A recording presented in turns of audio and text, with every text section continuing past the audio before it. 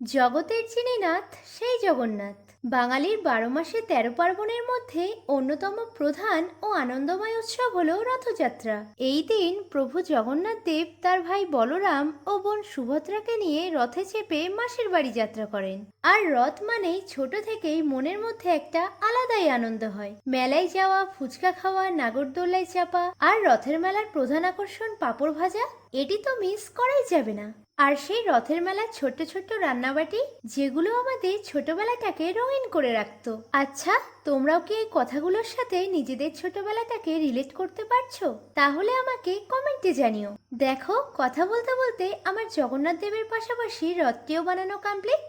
এরপর colour complete করে রথটিকে কলকা দিয়ে সাজিয়ে নিয়েছি।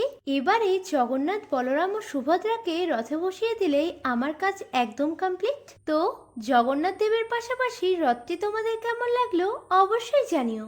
সকলকে জানাই শুভ রথযাত্রা। জয় জগন্নাথ।